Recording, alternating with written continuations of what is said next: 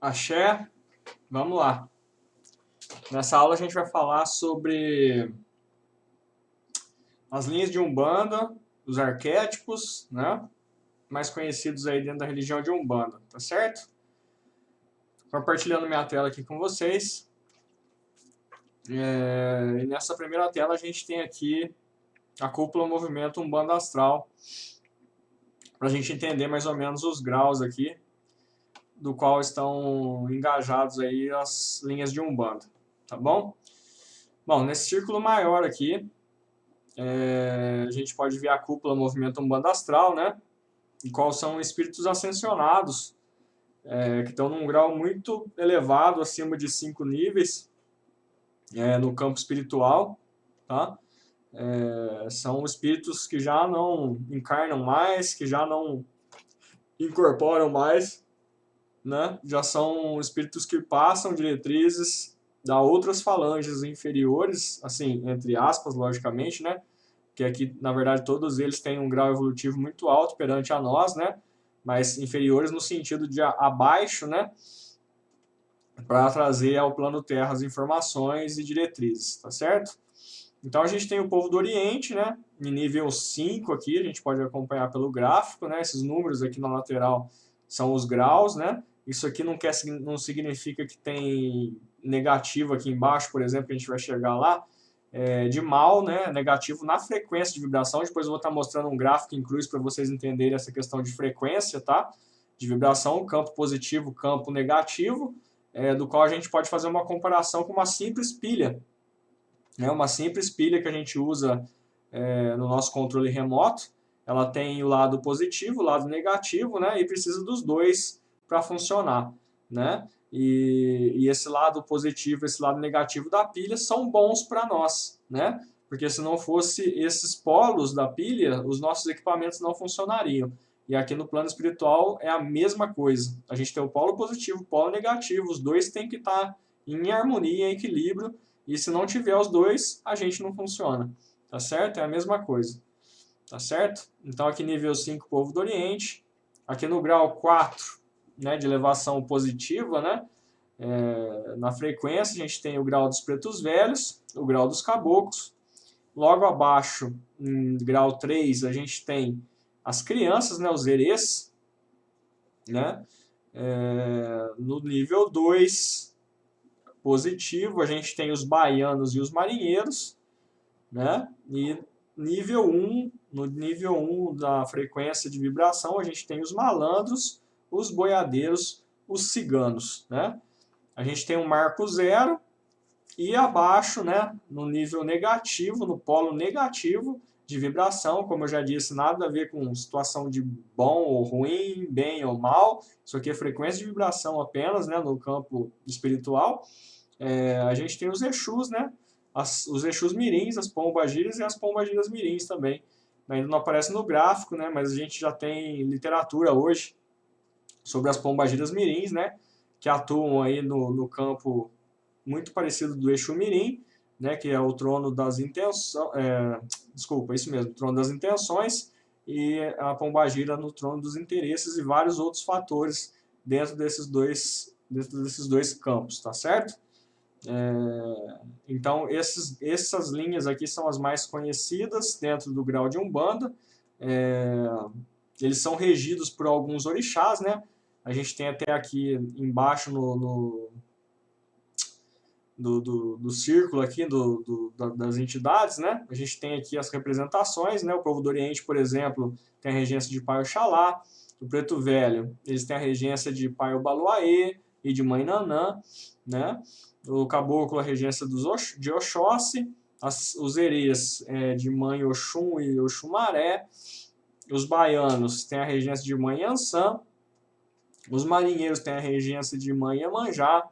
Os malandros é regido por todas as linhas, por todos os orixás. Eles não têm uma regência propriamente dita, porém, eles atuam muito forte no campo de Ogum, né? E também no campo de Oxalá, que eles falam muito de fé também, né? Mas, enfim, eles têm todas as regências de todos os orixás, a linha dos malandros. Boiadeiros. Boiadeiros têm a regência de Mãe Egunitá, Ogum, né? Então, os boiadeiros também vêm muito forte nessa linha da ordem, da lei, né? E também atuam na força de Mãe Egunitá, ou Oroiná, também conhecida assim, tá certo? Na Umbanda mesmo, Mãe Oroiná, né? Egunitá, o pessoal fala bastante, mas Oroiná seria o correto, tá bom? Ciganos, né? Tem a regência de Mãe Egunitá, ou Oroiná, como a gente disse aqui, né? Que também no sincretismo é Santa Sara Kali, né? A gente vai falar de sincretismo um pouquinho mais para frente, tá certo? E no campo negativo, né, de frequência, a gente tem Exu, Exu Mirim, Pombagira Mirim, né, que tem a regência dos seus próprios orixás, né? Eles trazem o nome dos seus próprios, os orixás levam o nome dos próprios guias, né? Então temos Orixá Exu, temos Orixá Pombagira, Orixá Exu Mirim e Orixá Pombagira Mirim, tá certo? Que são tronos também no campo negativo, no campo -1 aqui, tá certo? Vamos seguir em frente, então. Vamos mudar a tela aqui. Nessa tela a gente pode ver, então, um gráfico em cruz que eu fiz para a gente estar entendendo melhor, tá certo? Aqui tem um pouquinho de quântica junto, tá? Eu vou explicar isso para vocês. Isso ninguém falou, ninguém já jogou isso online aí, nenhum curso, pelo menos que eu tenha feito, não vi. Né? Isso aqui, na verdade, fui eu que fiz uma pesquisa muito ampla, que eu já fiz alguns cursos de terapia quântica também, para agregar, né, na minha vida e também na minha religião. E analisando a cúpula movimento Umbanda Astral, a gente vê que eles têm níveis, né, e graus, né? E a gente comparando com algumas situações dentro da quântica, a gente pode ver que tem lógica esses campos, tá? A gente pode ver aqui no gráfico em cruz, a gente tem de 1 a 7 aqui, nível alto, né? Nível do alto, dimensão do alto, de 1 a 7 no dimensão do embaixo, e as linhas paralelas, que são a linha da esquerda e a linha da direita. Esquerda em vermelho, direita em azul, né? E na quântica você tem uma questão bacana de números que dá para a gente entender melhor essas frequências, né? Por exemplo, na quântica é falado que cada nível quântico que a gente evolui, um degrau que a gente evolui dentro das dimensões espirituais, representa 1024 MHz, tá?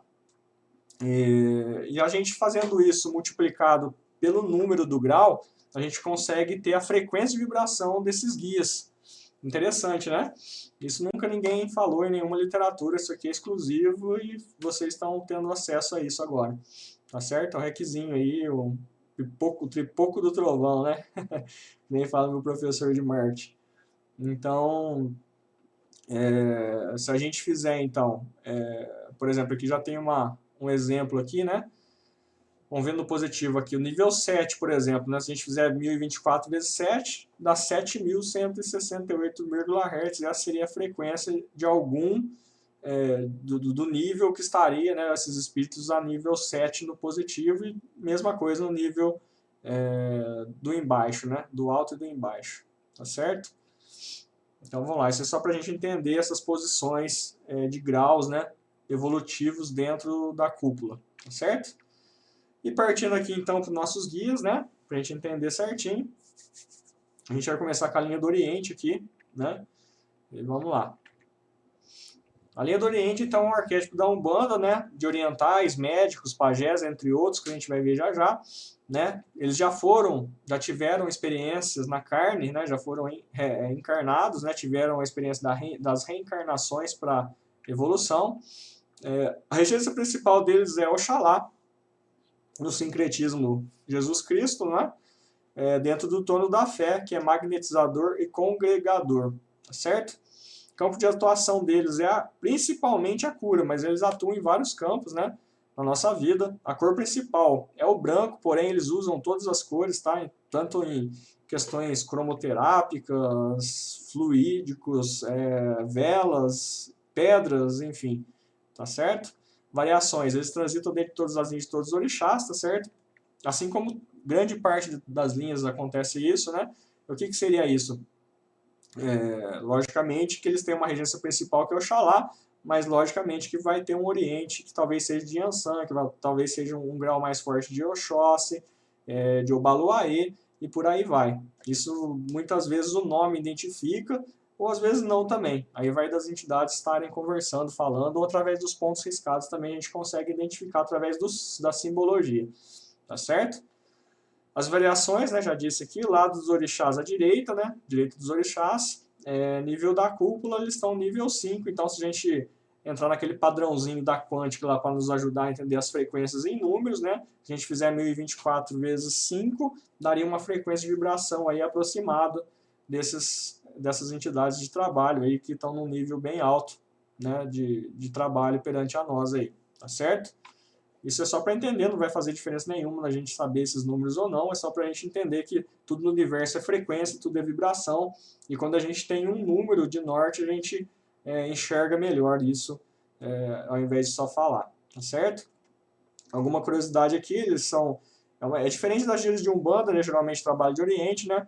Geralmente não é tocado atabaques, mas tem terreiros que tocam normalmente, não tem problema nenhum, tá certo? É um trabalho muito sutil, geralmente voltado para a cura. No terreiro nosso que a gente faz parte, por exemplo, tem um dia específico só para essa linha, com macas, né? A gente faz um trabalho lá de cura espiritual dentro do terreiro de Umbanda, num dia específico, não é o dia de gira normal, né? E nesse dia a gente não toca os atabaques e é mais orações, né? Dentro da ritualística da Umbanda, voltado para a cura espiritual, né? E com essas linhas aqui. Os médiuns ficam em orações para a manifestação dessas entidades de cura. Nessa linha podemos encontrar falantes de hindus, árabes, japoneses, chineses, mongóis, egípcios, romanos, entre outras categorias, tá certo? Vamos indo aqui, senão o vídeo vai ficar muito longo, né? Aqui um exemplo mais ou menos aproximado, né, de como seria aí um espírito de um oriental, tá certo? Tá aqui do lado da foto, a gente pode ver, né? E um ponto riscado, né, religioso, que não é magia, né? Lembrando isso. Aqui é só para ter um exemplo aí de um ponto riscado, tá certo? Mas pode ser de qualquer jeito aí. Que eles acharem melhor, eles fazem esse ponto dentro das atuações que eles vão precisar no trabalho. Né? Nossos queridos pretos velhos, né, que é um dos pilares da Umbanda. Vamos lá. O arquétipo é um ancião negro, né? Geralmente se manifesta assim no terreiro de Umbanda, apesar que muitos videntes já têm visto espíritos de negros jovens ou nem negros, né? Então, o que indica que essas linhas, elas na verdade são afinizantes, né? E tem uma representação simbólica, né? Muitas vezes se manifestam, né? Com esse nome e com esse aspecto, porém, em encarnações eles pode ser que nem teriam sido negros ou nem foram anciões também, tá certo? É uma questão mais de afinidade mesmo, né? E aqui a simbologia dentro da Umbanda, tá certo? Foram reencarnados, né? Passaram pela experiência de reencarnação. A regência principal deles é o Baluaê e Nanã, que é o trono da evolução e da decantação. O campo de atuação, sabedoria, perdão, perseverança e evolução, é tudo isso que eles trazem muito para dentro do terreiro, né? Para a corrente e tanto para a assistência também. Cor principal, branco ou bicolor, branco e preto, também é muito utilizado pelos negros velhos, né? A variação, eles transitam dentro da linha de todos os orixás, como já expliquei, né? Eles têm essa regência principal, que é o Baluaê e Nanã, porém, tem pretos velhos que se manifestam também com uma regência de outro orixá, sem problema nenhum. Isso a gente confere pelos nomes ou pelos pontos. Nomes, por exemplo, Pai Joaquim da Cachoeira, por exemplo. Cachoeira a gente sabe que é um domínio de Oxum, por exemplo, né? Então a gente sabe que esse preto velho, então, ele atua no campo de Oxum de forma mais ampla, tá certo? Eles estão no nível 4, né, no alto, né, à direita dos orixás. São pilares da Umbanda. Pilares por quê? Porque foram as duas primeiras entidades que se manifestaram na religião na fundação da mesma, né? Lá em 15 de novembro de 1908, a primeira entidade se manifesta Caboclo, segunda entidade, que era o Caboclo das Sete Encruzilhadas, e segunda entidade que se manifesta em Zé de Moraes, o Preto Velho, o Pai Antônio, tá certo? Dia da semana não tem um específico, né? Não tem um dia que dá pra gente falar que é específico de Preto Velho, e curiosidade, se apresentam com estereótipos, né, como anciões negros, conhecedores profundos de magia divina, manipulação de ervas, são excelentes mandingueiros, mestres dos elementos da natureza, os quais utilizam em seus benzimentos e trabalhos espirituais. Aqui um exemplo do arquétipo, né? Um exemplo de um ponto aí também, de um preto velho, que na verdade só um exemplo, né? Os pontos eles riscam como eles querem, de acordo com a necessidade do trabalho do dia, tá certo? Os caboclos, grandes caboclos, pilares da Umbanda, também primeira entidade a se manifestar na religião de Umbanda, através do caboclo das 7 encruzilhadas, né? O arquétipo dentro da Umbanda, eles têm um arquétipo indígena, né? Como se fossem índios, né? Já passaram pelas reencarnações. Regência principal é Oxóssi, direção e conhecimento, né? Trono do conhecimento aí, Pai Oxóssi. Campo de atuação, conhecimento, expansão e cura, né? São grandes conhecedores aí, eles expandem muitas energias também e tem grande poder de cura também os caboclos. Cor principal é verde. Variação, eles transitam dentro de todas as linhas, como eu já expliquei. Lá dos orixás é à direita, nível 4, dentro daquele esquema do gráfico, né? Da cúpula Movimento Umbanda Astral, num em alto. E dia da semana também não há, todo dia é dia de caboclo, tá ótimo, né? Curiosidades, os caboclos são espíritos muito esclarecidos e caridosos, assim como os pretos velhos. Tiveram encarnações como cientistas, sábios, magos, professores e intelectuais. Algumas determinadas encarnações foram mesmo nativos, né? Chamados indígenas aqui no Brasil. Tá certo? Aqui um arquétipo, né? Um exemplo de arquétipo e um exemplo de um ponto riscado aí também, que na verdade pode ser de qualquer forma que eles acharem necessário para o trabalho, é só um exemplo, tá bom? Aí nossos queridos herês, né? Eu gosto de chamar de herês, ao invés de crianças, né? Mas muita gente gosta de falar criança, sem problema nenhum, tá bom? Vamos lá. Os herês, eles têm um arquétipo infantil, né? A reencarnação aqui que gera um pouco de polêmica, né? Porque na verdade eles são seres do plano natural que estão se preparando para o plano material. Então, em 90% dos casos, esses herês ainda não passaram pela experiência da reencarnação. Eles estão se preparando para a encarnação, uma primeira encarnação no plano Terra, né? Conhecedores, muito conhecedores, e tem escolas, né, no mundo espiritual, passam por essa dimensão natural e conhecem muito da gente aqui, do qual eles trazem o sentimento do amor puro para a gente, é uma linha maravilhosa, tá bom? Enquanto essa polêmica aqui das reencarnações, né, dentro da Umbanda Sagrada a gente aprende assim, talvez em outra vertente se aprende de forma diferente. Como não existe verdade absoluta, não cabe a gente ficar discutindo sobre isso, porém, podemos trocar ideias e comentar sobre isso também lá no nosso grupo secreto, de que forma é no seu terreiro, tá bom? Regência principal é Oxum, Oxum Maré, que é o trono do amor e da renovação. O campo, a cor principal é o cor-de-rosa, tá bom? Usa-se muito o azul também, né? Rosa, azul. O rosa está dentro do campo de Mãe Oxum, né? Na Umbanda Sagrada. As variações, eles transitam dentro da linha de todos os orixás, assim como os outros, né? Estão à direita no 3º grau e também não há dia da semana específico. Curiosidade, o termo herê vem do Yorubá iré, que significa brincadeira, divertimento. Herês, crianças, beijada, 2-2 são nomes pelos quais os guias e entidades de caráter infantil que incorporam na Umbanda são conhecidos aí pelo Brasil afora, tá certo? Aqui é um exemplo, né? Uma foto aí como exemplo dos herês aí, junto com Jesus Cristo. E um símbolo e um ponto, né, riscado da linha aí como exemplo, tá certo? Baianos, vamos lá nos baianos. Ei, baianada, vamos lá. Arquétipo na Umbanda é um homem simples do campo do interior baiano, tá certo? Já passaram pelas reencarnações. Regência principal é Yansan, que está no trono da lei e do direcionamento, certo? Yansan principalmente na direção, né? Campo de atuação, força movimentadora e direcionadora, que é justamente o campo de atuação de Mãe Yansan, né? A cor principal dentro da Umbanda é amarelo. Lembrando essa questão das cores aqui, viu, gente? Essa questão das cores, ela muda bastante, porque no religioso a gente pode usar qualquer cor para qualquer guia, né? Dependendo dos entrecruzamentos ou do que está sendo feito no trabalho, né? Mas essas cores aqui são sugeridas pelo próprio pai Rubens Saraceni, tá? Em suas literaturas vocês podem confirmar isso depois, né? Sendo que no candomblé as cores mudam e na magia divina também mudam, tá certo? Variações, transitam dentro da linha de todos os orixás. Lá dos orixás é à direita, né? Nível lá da cúpula está em 2º grau. Dia da semana também não há específico, tudo dia é dia, tá certo? Curiosidades. também tem uma ligação com Orixá Oxalá. Né? Vocês podem perceber que durante o trabalho de baiano eles falam muito de fé também. Né? Então o trono de Oxalá é fé, eles atuam muito nesse campo também. E Logunã, né, que também está no trono da fé, como cósmica de Oxalá. Já que seu arquétipo diz respeito às questões da fé, religiosidade, seu objetivo é nos ajudar a manter uma conduta reta na vida. Baiano é alegre, baiano brinca, mas também sabe falar sério e nessas horas vai direto ao ponto, né, gente? A gente sabe bem disso, né? A gente que está com eles aí. Aí aqui uma representação aí em desenho, né? E um ponto aqui riscado como exemplo também, mas eles riscam como devem e como acham que deve ser no trabalho que eles estão. Vamos lá, marinheiro. Adoro essa linha também. Uma linha de limpeza muito forte, viu, gente? A gente pensa que só as linhas do fogo que limpam pra caramba, e na verdade a linha das águas limpa demais também. Né? Limpa, desagrega, e as águas têm um poder grandioso, viu? Vamos lá. Arquétipo na Umbanda litorâneo, né? O cidadão litorâneo, já passaram por reencarnações.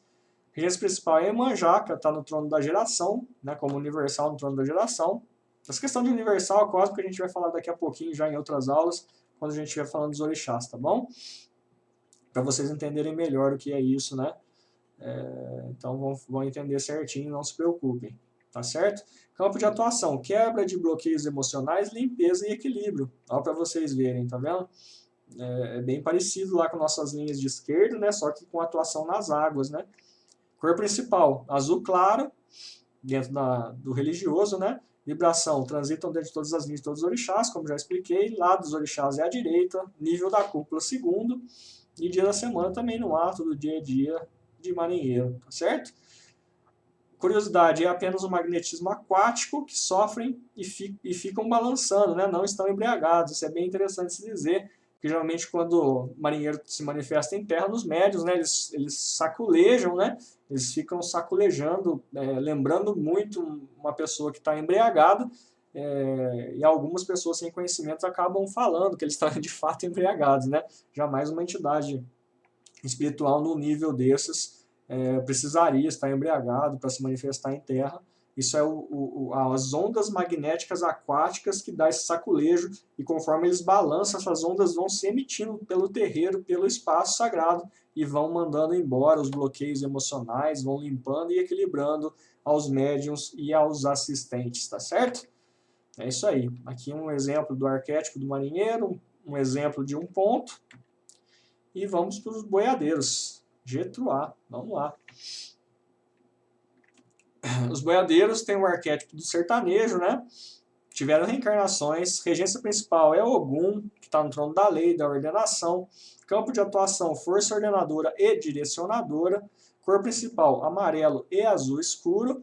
Tá bom? Pode ser usado aí para os boiadeiros, diferentemente, né, da cor da Umbanda, no caso de Ogum, né, que é vermelho. Aqui nesse caso se usa muito o amarelo, os boiadeiros, tá bom? E o azul escuro, que também é cor de Ogum, principalmente na magia e no candomblé, tá bom? Variações, eles transitam dentro das linhas de todos os orixás, lá à direita, né, dos orixás, nível da cúpula 1, dia da semana tem um dia que é bom para os boiadeiros, que é terça-feira, mas todo dia é dia, né? Mas terça-feira é um dia muito especial para essa linha, tá bom? Curiosidade, representa a natureza desbravadora, romântica, simples e persistente do homem do sertão. Também são chamados de caboclos de couro, dependendo da região do Brasil, tá certo? Trazem energia vigorosa, muito útil na quebra de cargas e magias negativas e para desfazer cristalizações mentais negativas. Atuam no campo da lei divina e na linha do tempo, tá certo? Há de se dizer que quando o Exu atinge um grau positivo no em alto, né, ele deixa de ser Exu e vai no grau evolutivo. Se ele subir apenas um grau, que tem muito Exu que transita, aliás, que se acende, né, a níveis superiores de cara pelo trabalho que faz, mas quando acontece de um nível só nessa evolução, eles passam a boiadeiro, para quem não sabia, tá bom? Arquétipo do boiadeiro é mais ou menos assim, tá bom? E aqui um exemplo de ponto riscado também, só um exemplo. E os ciganos? Os ciganos, salve a ciganada, hein? Optchá, né? Vamos lá. O cigano é um arquétipo da Umbanda de um homem nômade, né? Cigano. Reencarnações, já passaram, sim, por reencarnações. Regência principal é Oroiná, ou Egunitá, né? Que está no trono do equilíbrio e da purificação. É purificadora, mãe Oroiná, em seu fogo purificador. No trono da justiça, né? Junto com o pai Xangô. Então vamos lá. Campo de atuação: prosperidade, purificação, amor e cura. Cor principal: laranja. E os paramentos, geralmente os ciganos, são vermelhos, né? Podendo ter muitas cores envolvidas nisso aí também. Aqui a gente está dando uma opção básica, né? Do que acontece muito nos terreiros de Umbanda. Tá bom? Essa cor principal aqui, laranja, puxa também do orixá, né? Dentro da Umbanda, mas eles usam muito vermelho, amarelo também, dependendo do trabalho. Tá certo? Variações: transitam dentro da linha de todos os orixás, assim como todos os outros guias, né? Lado direito dos orixás, nível da cúpula 1. Não é considerado grau na cúpula, por quê? Os estudiosos de Umbanda dizem que os ciganos, em um determinado dia, no futuro, talvez vão se acabar. Por quê? Porque os nômades estão se acabando pelo mundo também, né? Então, essa tradição está sendo eliminada. Ainda temos, né? Mas está bem reduzido no mundo a questão nômade, né? E talvez, num futuro mais longe aí, né? Talvez a gente não vai estar mais aqui. Talvez pode ser que os ciganos venham se acabar no plano espiritual, essas linhas vão se desfazer ou se tornar outras linhas de Umbanda. Dia das semanas de lua cheia são os preferidos dos ciganos, tá bom? Curiosidade: são portadores de uma energia que favorece muito a prosperidade, pois estimula as pessoas, sentimentos de liberdade, de amor e celebração da vida, bem como o desapego, fatores indispensáveis para se atrair a boa sorte e a prosperidade. São muito família os ciganos, né? Aqui o exemplo do arquétipo, tanto no feminino quanto no masculino, e um exemplo de ponto riscado aí dos ciganos, tá bom? Vamos lá. Salve a malandragem. Os malandros aí, arquétipo na Umbanda dos malandros. Tem muito terreiro que não trabalha essa linha ainda, individual, né? E deixa as falanges do Zé Pilintra, Zé Navalha, etc., se manifestarem em outras linhas, como dos baianos ou dos Exus, né? Causando uma grande confusão, inclusive, né? Que tem muita gente que pensa que Zé Pilintra é Exu e não é. Tem muita gente que pensa que Zé Pilintra é baiano e não é. Hoje tem uma linha própria, que é a linha dos malandros, né? E se manifesta com sua falange nessa linha. Muitos terreiros já adotaram a manifestação em terra dessa linha como individual mesmo, tá? Então eles não precisam mais se manifestar em linhas de terceiros como baianos e Exus, por exemplo. Tá certo? O arquétipo de Umbanda: malandro, do homem malandro, né? No bom sentido da palavra, que esse malandro é um jogo de cintura, na verdade, para estar superando as dificuldades da vida, né? Já foram reencarnados. Regência principal: todas as regências, eles transitam em todos os orixás. Campo de atuação: limpeza, purificação e abertura de caminhos, né? Por isso que eu falei que geralmente eles atuam muito forte no campo de Ogum também, né? Por causa dessa abertura de caminhos, né? E também no campo de Oxalá. Falam muito de fé também. Cor principal é o branco e o bicolor branco e vermelho, tá certo? Ou vermelho. Variação: transito dentro de todas as linhas de todos os orixás, como já disse. Lado: é à direita dos orixás, porém, à esquerda da nossa dimensão material. Então, são dois aspectos diferentes que diferem de outras linhas da Umbanda, né? Que ou estão à direita ou estão à esquerda. Nesse caso aqui, eles estão à direita dos orixás, porém, à esquerda da nossa dimensão material. Tá certo? Que são coisas diferentes. Nível da cúpula: 1, dia da semana num ato do dia a dia de malandragem. Curiosidade: primeiro cabe lembrar que não se trata de malandro no sentido vulgar da palavra, muito importante, como já tinha falado, né? E sim no sentido do jogo de cintura, vem nos ensinar a flexibilidade, a capacidade de adaptação diante dos obstáculos. O jogo de cintura e o bom humor se obtém através dos sentimentos da fé na vida em si mesmo e do equilíbrio das emoções, dos pensamentos e dos sentimentos. Livram os homens dos vícios materiais. Então, aquela pessoa que tem um vício, né, que está complicado aí, os malandros costumam ajudar bastante nesse campo aí também. Tá bom? Aqui um exemplo do arquétipo e um exemplo de ponto riscado dos malandros aí. Exu, Laroie. Exu Mojubá, não é? Vamos lá. Porque algumas pessoas têm medo de Exu. No Brasil, esse orixá passou por um processo de demonização na medida que foi reinterpretado a partir da concepção do mal na visão de um mundo judaico-cristão, sendo identificado com a figura do diabo. Mas quem é Exu? Na língua iorubá, Exu significa esfera, é o princípio natural de tudo, e o início, o ponto de partida do nascimento da força da criação, o equilíbrio negativo do universo sem dar, neste caso, a conotação de maldade. Exu é o primeiro passo, a célula inicial da geração da vida, e o ser que aquele gera o infinito, o primogênito, o senhor dos caminhos, das ruas, aquele que dá a passagem. Tá certo? Isso aí a gente vai falar um pouquinho mais lá na frente, quando a gente vai falar mais de Exu, e a gente vai explicar certinho tudo isso, e Exu na Gênesis também, Orixá Exu, né? E também vamos falar da entidade Exu, que são diferentes, né? Mas a gente vai falar certinho lá. Exu, também conhecido como guardião, aqui a gente está falando do arquétipo de Umbanda, aquele que se manifesta no terreiro, não do orixá, tá bom? É um homem comum, assim como eu, assim como você, teve reencarnações, regência principal orixá Exu, né? Também conhecido como Mahor Ye, né? E campo de atuação absorve, neutraliza e vitaliza os seres, cor principal preto, bicolor preto e vermelho e preto. Também são cores que usa bastante o Exu, principalmente o preto, dentro da Umbanda, tá bom? Que na verdade não significa mal, né? A cor preta é uma cor absorvente, inclusive, e uma cor que empodera bastante, né? Do qual maçons, advogados e próprios arcebispos da Igreja Católica utilizam a cor preta, tá certo? Lá dos orixás, à esquerda, né? Nível da cúpula -1, é um grau negativo no campo de frequência de vibração. Dia da semana, segunda-feira, é um dia bacana para Exu, mas todo dia é dia. Curiosidade, Exu na Umbanda é um espírito humano que sofreu suas quedas, se redimiu e trabalha nas trevas em prol da luz, na busca de sua evolução em auxílio dos encarnados. Exu não ataca ninguém, só intervém por um comando da lei maior e quando é ativado magisticamente. Nos trabalhos religiosos de Umbanda também a atuação de Exu é sempre delimitada pela lei divina e sempre para o bem. Muito importante isso aqui. Arquétipo e simbologia de um ponto aí, como exemplo. Pombagira, Laroie, Pombagira, Mojubá. Arquétipo de Umbanda, uma mulher comum, assim como você, aluno aí que está assistindo, né? Uma mulher comum, reencarnações sim, regência principal, Orixá, Pombagira, ou Mehor Iê, também conhecido assim. Campo de atuação, estímulo, desejo pela vida, né? É o estímulo para tudo, viu, gente? A gente confunde muito isso aqui com o estímulo sexual, mas não é só, a gente não tem só estímulo sexual, a gente tem estímulo para tudo, para levantar da cama, para escovar o dente, para ir trabalhar, tudo a gente precisa de estímulo, né?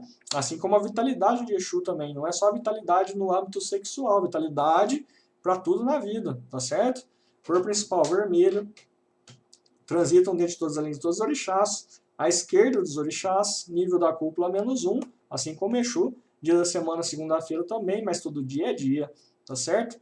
Pombagiras são espíritos humanos femininos que estão num grau ao lado de Exu e atuam principalmente no coração e na mente daqueles que, de certa forma, se permitem ficar acrissolados em suas próprias tormentas, estimulam o indivíduo e têm de melhor dentro de si, né? E o desejo pela vida, né? Porque as situações que a pessoa está pensando em suicídio, o estímulo de Pombagira é excelente para tirar desse campo aí, tá bom? A vontade de viver, né, de evoluir, então ela gera muito esse sentimento positivo aí na vida das pessoas.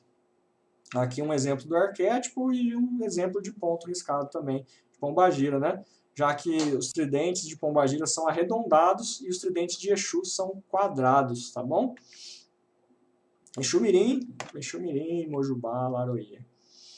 Arquétipo na Umbanda é como se fosse um pigmeu. Ele parece muito uma criança, porém não é. Uma outra questão que também é polêmica dentro da Umbanda e que levanta muito questionamentos aí, né?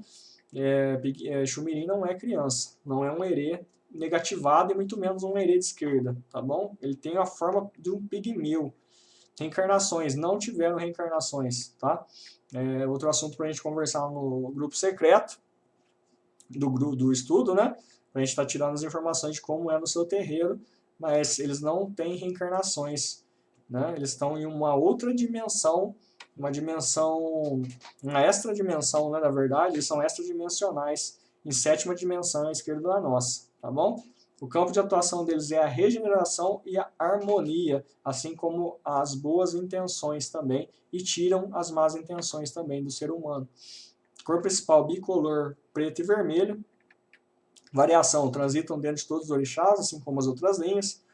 À esquerda dos orixás, grau -1, assim como Exu e Pombagira, dia de semana não ato do dia a dia, né? Curiosidade, alguns deles se apresentam com a característica infantis, mas o que se manifesta nos trabalhos religiosos de Umbanda já trazem da sua dimensão um nível de evolução diferenciado. O Exu Mirim não é filho de Exu nem de Pombagira, outra confusão que fazem muito, tá bom? Todos são arquétipos adotados pela Umbanda para englobar numa só linha de trabalho espiritual, os seres das dimensões da vida à nossa esquerda, pois estamos ligados mentalmente a eles por meio de cordões energéticos, tá certo? Aqui um exemplo, né, de como seria mais ou menos aí o Exu Mirim, um exemplo de ponto riscado aqui também. Geralmente eles usam os pontos com os tridentes quadrados e arredondados, assim como as pombagiras e Exus, e também pontos triangulares, tá bom? E a gente acaba aqui, né? Ainda temos também a Pombagira Mirim, que agora temos um livro, né, da Cris Egídio, inclusive pela editora Madras, que fala sobre o orixá Pombagira Mirim. É muito novo ainda essas informações dentro da Umbanda, mas é um trono também, que tem o orixá Pombagira Mirim, que é o trono dos interesses e vários outros fatores, né? E que a gente pode falar também um pouquinho mais lá no nosso grupo de estudos lá, tá certo? Então, pessoal, nessa aula é isso que eu queria dizer para vocês, não é? E a gente encerra aqui, então, essa aula e te espero na próxima. Até lá!